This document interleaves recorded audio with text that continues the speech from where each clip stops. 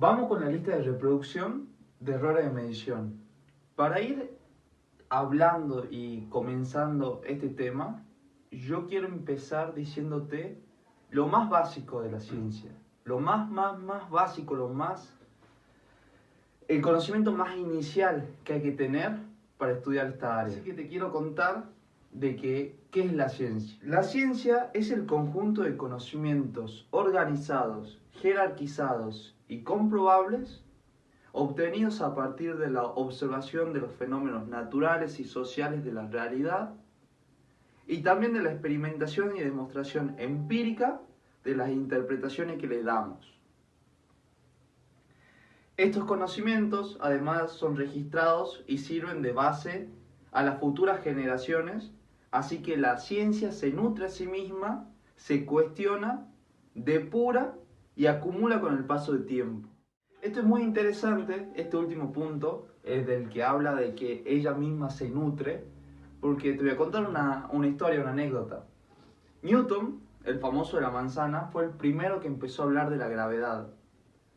Y después, años posteriores, Einstein agarró ese conocimiento que le había dado Newton, agarró esa información que había descubierto Newton y la usó para hacer la teoría de la relatividad, lo cual es muy interesante. Einstein después dijo que se subió a hombros de gigantes para ver más lejos. Ahora vamos con las características de la ciencia. Aspira a descubrir las leyes que rigen el universo. Miren de bonito eso. Mediante métodos racionales, empíricos, demostrables y universales. En ese sentido, valora la objetividad, la metocidad y se aleja de las subjetividades. Fundamenta en la investigación en un espíritu crítico y analítico, así como los pasos que establece el método científico, que ya vamos a hablar qué es el método científico, para formular leyes, modelos, teorías que expliquen la realidad. Genera una importante cantidad de conocimiento especializado que debe ser puesto en duda y validado por la propia comunidad científica antes de ser aceptado como cierto. ¿Qué significa esto? Miren de complicado que es crear algo, descubrir algo. Porque vos a través del método científico, que ya vamos a hablar, tenés que descubrir algo sumamente interesante y luego a ese conocimiento vos se lo tenés que presentar a la comunidad científica, donde vos tenés que convencer a miles de científicos que van a estar viendo dónde te equivocaste para bajarte la teoría y después reformularla a ellos, claramente. Y ahora vos me preguntarás, Ariel, ¿cómo se originó la ciencia?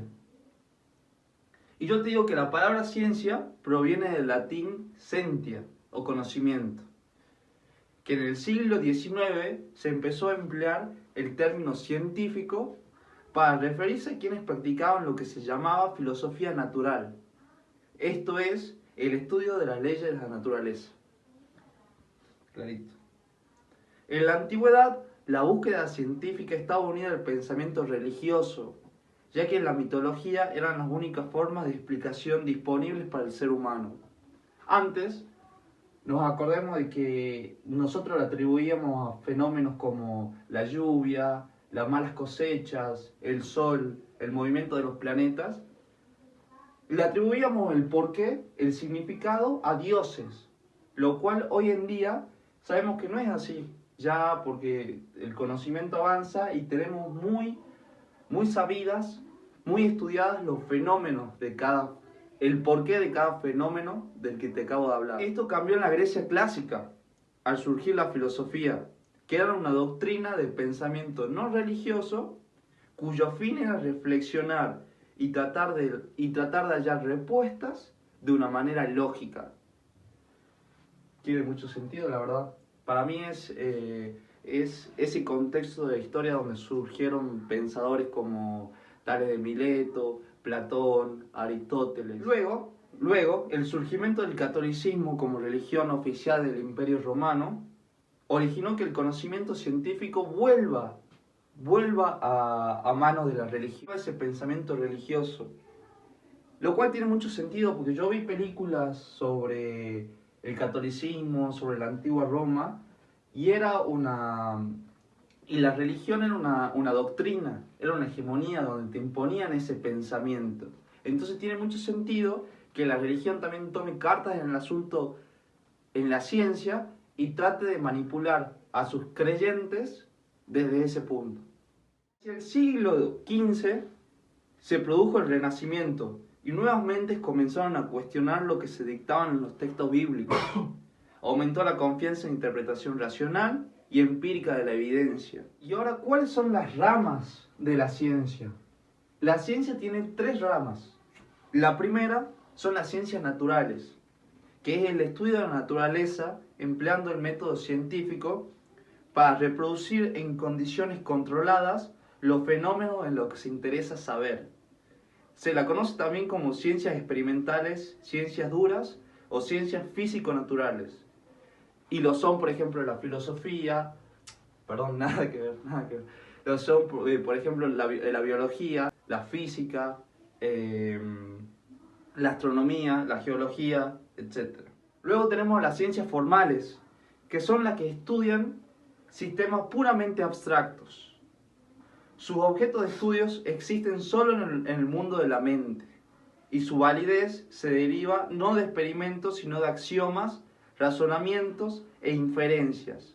Y lo son, por ejemplo, la matemática, la lógica, la informática, etc. Y luego están las ciencias sociales, que son las ciencias que estudian el comportamiento del individuo en sociedad, y a través de ello busca sacar conclusiones. Esas son las ciencias sociales, que son, por ejemplo, la sociología, las ciencias políticas, la economía, etc. Y ahora sí, vamos con el método científico. El método científico es un método que exige la construcción del conocimiento según criterios de falsabilidad.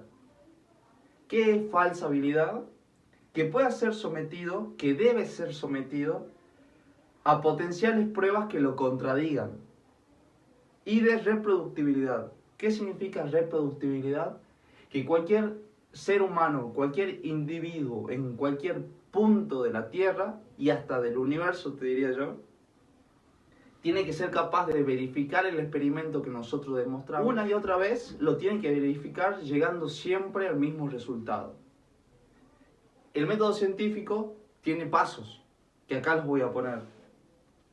Vamos analizando cada paso. El primer paso es la observación, que es analizar el fenómeno en su contexto natural, para obtener datos e información. Luego tenemos el segundo paso, que es la hipótesis, que es formular una explicación tentativa que permita seguir indagando en la naturaleza del fenómeno. El tercer paso es la experimentación, que es llevar a cabo pruebas en un ambiente controlado para replicar el fenómeno y para poder estudiar sus mecanismos internos o sus respuestas a determinados estímulos. Esa es la experimentación. Luego tenemos la teoría, que la teoría es retomar la hipótesis más probable y explicarla conforme a los resultados experimentales, brindándole sentido al fenómeno dentro del marco científico de la época. Esa es la teoría. Y el último paso es la conclusión, que es expresar una conclusión final de una teoría formulada, en forma de una teoría o en forma de un teorema. Me gustaría agregar que el método científico es una metodología propia del pensamiento científico, propuesta inicialmente por Sir Francis Bacon, fruto de años de pensamiento racionalista y empírico, y de la colaboración de pensadores posteriores como David Hume o William Webber, por citar 2 nombres. Y eso sería todo.